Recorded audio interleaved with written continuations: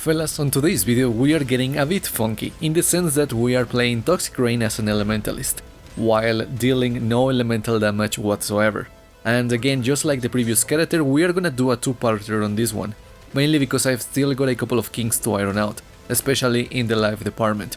But I'll explain more of those changes in the later parts of this video. Alright, so Toxic Rain got a rather interesting nerf, in the sense that it didn't get an actual damage reduction but instead got a mechanical change. The slow effect from the vines is now greatly reduced, the pots are now more random in their spread, and investing into area of effect increases is kinda detrimental now, single target wise. However, additional arrows are fine for clearing as long as they didn't come with a damage penalty like the multiple arrow support gems. At the same time, the ascendancy choice is a bit wacky. Most of you would more than likely choose a raider, a pathfinder, maybe a deadeye or a trickster before an elementalist.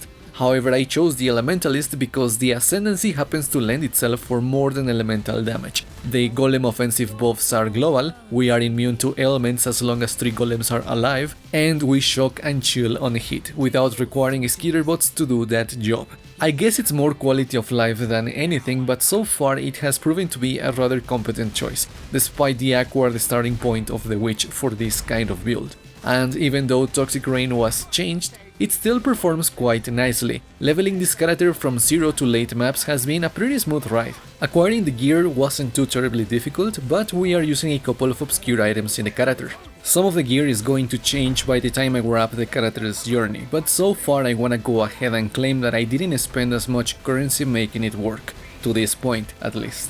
But again, we'll talk about that in a bit. So without spoiling more of this character, hey, if you are new around here, don't forget to subscribe to the channel. Otherwise, a rating and a comment are always appreciated. And now let us talk about raining toxicity while babysitting 7 golems. Alright, so as I mentioned in the intro, there will be changes by the time I wrap this character up. But I'm still gonna go over every piece of gear because there is still a reasoning behind everything that is equipped. First thing is the weapon. This is where we are gonna socket the Toxic Rain setup. We want a bow with +1 level of socketed gems, +2 level of socketed bow gems, chaos damage over time multiplier as a benchcraft or iceling on veil, and either bow attacks fire an additional arrow or damage over time multiplier, optimally both of them, but one is enough for now at least. The white sockets that I got on mine was a lucky tier 4 Borichi benchcraft, not mandatory but still nice.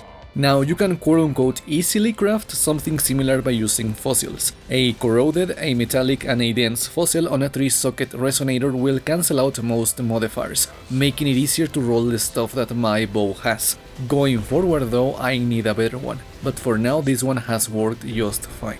Moving on to the rest of the gear, I am currently using Impulsa's Broken Heart, mainly because I thought that the free shocks on hit would translate into shocking and detonating everything through this chest, but in practice that doesn't seem to be the case. I will change this body armor for a Francis on hit Redeemer influenced chest, but to begin the character's grind, this one did just fine. The helmet has Toxic Rain fires an additional arrow as the enchantment, alongside resistances, life and aspect of the spider. Unfortunately, it has a crappy life roll, which I do intend on fixing soon. The enchantment is nice for clear, but single target wise I don't think it's doing much, so Toxic Rain damage or Despair curse effect are probably better options. The quiver is hunter influenced because we want both chaos damage over time multiplier and regular damage over time multiplier with bow skills, alongside life and a resist. The ballsy move is corrupting it for an additional arrow, but I'll leave that one to you. The gloves are apothecary gloves with either elder or hunter influence for chaos damage over time multiplier, alongside life and resistances. But I will advise hunter gloves because the elder ones have too much crap in the chaos department and they are harder to roll. The boots have as much life, resistances and the hybrid movement speed and chance to dodge spell hits, which is an incursion modifier. The amulet we use is a primordial chain for extra golems, which translates into golem buff effect. The alternative is an amulet with +1 level of all chaos or dexterity gems, alongside chaos damage over time multiplier, which is going to prove a bit expensive, especially right now, so primordial chain is the best option. We also anoint Golem Commander for another Golem and even more Golem buffs. One of the rings has Onslaught on hit as the implicit, Life, a resist, and Chaos damage which comes from Essences of Envy, optimally a second resistance instead of Dexterity. The other ring has Despair on hit, Life, and resists. We are also going to craft reduced mana cost of skills on both rings. Unfortunately, this got a nerf and the higher roll from the bench is now -7. Finally, we are using Darkness Enthroned because this is one hell of a budget item, especially for damage over time builds. We socket 2 Abyss Jewels with life, damage over time while wielding a two-handed weapon, and anything else that you may be lacking, resistances or strength. For flasks, which fire brew, a sulfur and a quartz. Optimally, bottle fade instead of the sulfur. Now, considering the area changes, I don't know if Dying Sun is any good. The extra projectiles are nice, but the area may screw with your single target. I'll try to get one, but I don't guarantee that it'll become a thing in the next video. Anyways, that is it for the gear. As always, Chaos Resistance is mandatory, so don't skip on that. The rest of the gear wasn't too particularly expensive as I crafted the helmet, the gloves, bow and onslaught ring. But there will be changes soon, and that may involve some currency burning. We'll see. But yeah, let us talk about the skill tree now. Alright, so far this is a level 93 Elementalist. My goal is reaching level 95 to grab a bit more life. We obviously side with no bandits and either Solaris or Lunaris for the major goddesses, and Shakari as always is the lesser one. For the Ascendancy we want the Golem nodes first, then Shaper of Storms for the shock, and lastly Shaper of Winter for the chill. As for the tree itself, we gotta rush towards the Shadow/Scion/Ranger area of the tree, as the juicy stuff that we need is in that general area. Don't forget to grab any life and you will socket on the way to the different nodes in this skill tree. In the Shadows start, we want damage over time through Entropy, Growth and Decay and Hunter's Gambit. We also need to socket an intuitive leap in between Ranger and Shadow to grab a Method to the Madness and Charisma. From there, we want the Dodge Keystones and the Cluster Jewel node above these ones. The large Cluster Jewel has 8 passives at most, and it also comes with Touch of Cruelty, Misery Everlasting and Unholy Grace. However, Wicked Pull in its nerfed form should be better than Touch of Cruelty, but those clusters are a bit expensive, up to you though. One medium cluster has 5 passives at most, with Misery Everlasting and Wish for Death. This last one is for killing cursed enemies. The other medium cluster jewel is a special one. It is a Megalomaniac with Tempered Arrowheads and Fist of Flesh. Here's the thing though,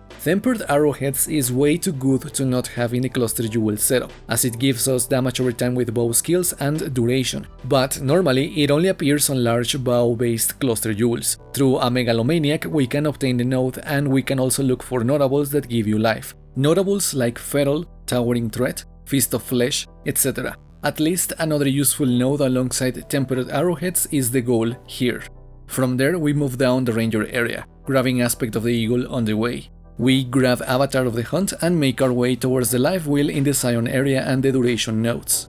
As for the jewels, we are gonna require a Replica Conqueror's Efficiency for the mana cost and duration. And we also use a Watcher's Eye with negative mana cost of non-channeling skills while affected by Clarity. The regular jewels all have increased life and 2 damage modifiers: projectile damage, damage over time, area damage, generic damage or chaos damage. But that is it for the skill tree. A bit mangled, but it all makes sense I think. So now let us wrap this one up with some GM setups. Alright, so in the weapon we want Toxic Rain, Empower, Efficacy, Vicious Projectiles, Void Manipulation and Mirage Archer.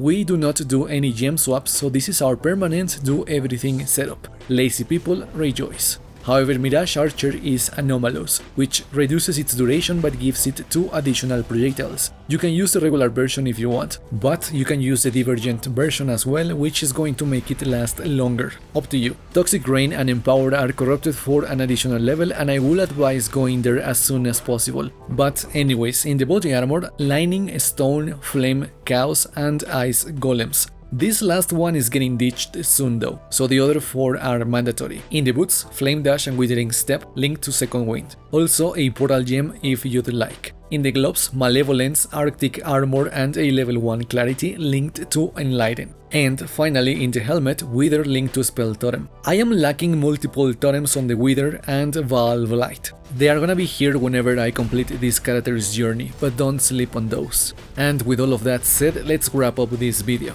So far the character is going rather smoothly. I've got some upgrades planned, and as soon as I am done with this video I'll get to making those a reality. These upgrades include a chest with Frenzies on hit, alongside life and resistances. But I may even get greedy and awaken or slam it with the Neutered Exploding Moth, which should provide a similar performance to Impulsa's Broken Heart. We'll see though. The bow needs to change. I've got a fractured one that has an extra arrow as the locked modifier, but it still needs crafting, so I'll see where that goes. The helmet needs recrafting. I need more life and quite possibly more chaos resistance. This will imply moving aspect of the spider elsewhere, but it should be doable I think. So yeah, the character has been pretty fun to play with. Toxic Rain, despite the changes, still feels great. Granted, we are playing with a different class than what most people will do, but it seems to be working so far. The next video will have some endgame bosses on it, but that's gonna be it for me today. Thank you so much for watching tonight's content. If you enjoyed it, don't forget to subscribe to the channel. Take care, have a nice weekend, and peace out.